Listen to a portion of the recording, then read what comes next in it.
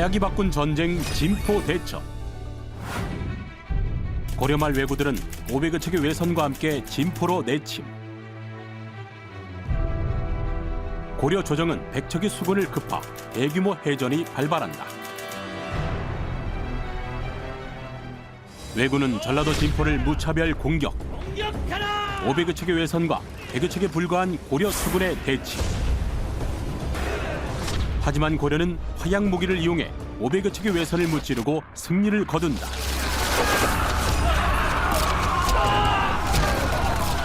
승리를 거둔 고려의 비밀 무기는 무엇이었을까? 고려 최초의 화약 무기 주화. 채무선이 발명한 주화는 화약의 추진력으로 멀리 날아가는 우리나라 최초의 로켓형 무기.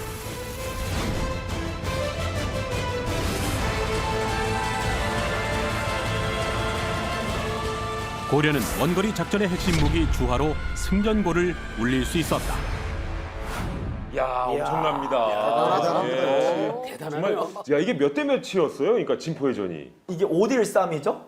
거의 5대1 정도의 5대1. 싸움. 네. 외선이 약 500여 척이 왔고요. 네. 고려군은 약 100여 척이 왔고요. 근데 이제 거기서 가장 결정적인 건 채무선이 네. 이 전함에다가 한 포를 단 거죠. 화약이 바꾼 전쟁 명량 대첩. 지난 정유년에 전선 300여 척을 거느리고 원군이 한산도에서 패망하여 10척만 남게 되었습니다. 그런데 이순신이 통솔하여 명량에서 대승을 거두었습니다.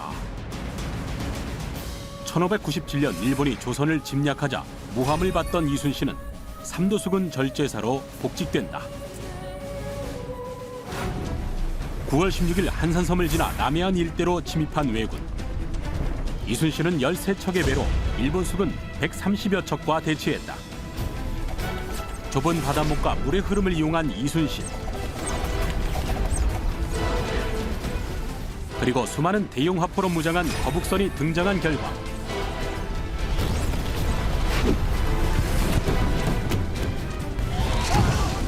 왜군 18,000여 명이 전사하며 조선은 큰 승리를 거둔다. 명량 대첩을 승리로 이끈 화약 무기.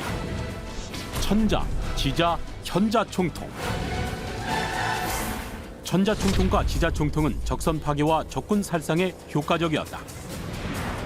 무게 296kg, 사거리 약 1.6km인 대용 화포 천자 총통. 무게 92kg, 사거리 약 1km의 지자 총통. 긴 사거리와 강한 파괴력으로 전쟁에서 혁혁한 공을 세웠다. 그리고 거북선 용머리에 위치한 현자 총통.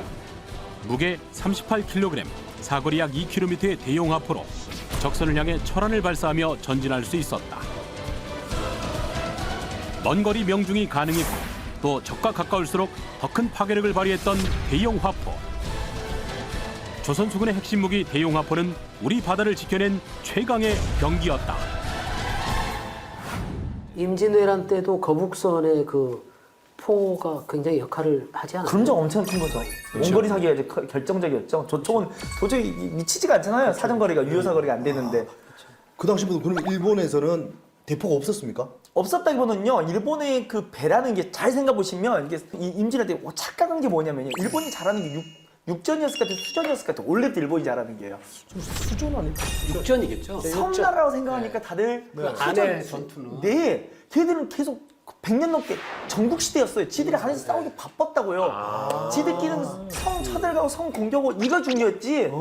수전은 해전이 없었군요. 네, 수전은 뭐가 필요한 거냐면 병참 보급만 필요한 거예요. 빨리 싣고 와. 이것만 필요했던 거예요. 운송 수단이. 네, 운송수단인 거예요. 그 수전 기술이 발달하지가 않는 거예요. 근데 우리나라가 그때 갖고 있던 배가 예. 사실 일본 배에 비하면은 제가 갖고 있는 생각하는 장점은 뭐냐면 일단 크고 무겁고 튼튼한 거예요. 판옥선. 네. 그게 뭐 금방 생각하실 수 있듯이 트럭하고 작은 경차랑 이렇게 충돌하면 경차가 큰 피해를 입고 트럭은 괜찮잖아요. 그렇죠. 그러니까 우리나라에서 거북선, 판옥선이 해전에서 일본의 전함들을 그렇게 많이 물리칠 수 있었던 건 사실은 들이받는 기술이었을 것 같아요. 물론 거기에 함포도 그 포탄도 있고요. 그 이순이 전략을 참 잘 싼 게요. 첫 번째 뭐냐면 원거리에서 함포로 쏘는 거예요. 조총 미치고 무조건 빵빵 쏘는 거고요. 네. 우리는 붙어서 벽병전할 생각이 없어요. 가서 깨는 거예요. 충돌이 빵 뛰고 하는 거예요. 왜냐면 특히나 우리가 장점이 뭐냐, 판옥선이 바닥 밑이 넓어요. 네. 그렇지. 근데 회전력이 좋아요. 네. 잘 움직이는 거예요. 그러니까 빠르지도 않지만 이 외선에 비해서 빠르지도 않지만 회전력이 참 좋아요. 좌우를 잘 움직일 수 있어요. 근데 외선은 뭐냐, 빨라요. 밑이 아주 이렇게 돼 있거든요. 뾰족하게. 네, 빨라요. 대신 회전력이 아주 안 좋아요.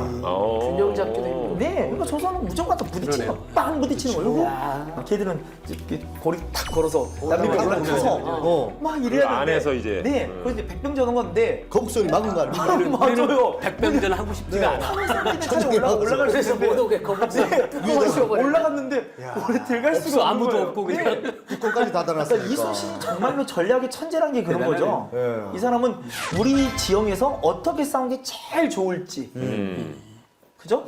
우리 배후 구조가 뭔지 그 이점을 아주 잘 이용해서 하긴 영화에서도 보면 명량도 보면 계속 바다에 나가서 확인하잖아요. 물길을 네. 확인하고 이거 그래서 싸우는 거 아닙니까? 네. 예. 거북선이 좀 특이한 게 용머리에서는 막 연기, 유황 같은 거 막 뿜어내가지고 적을 좀 교란시키고 총이랑 대포 쏘는 층도 막 다르게 이렇게 했다고 하던데 맞습니까?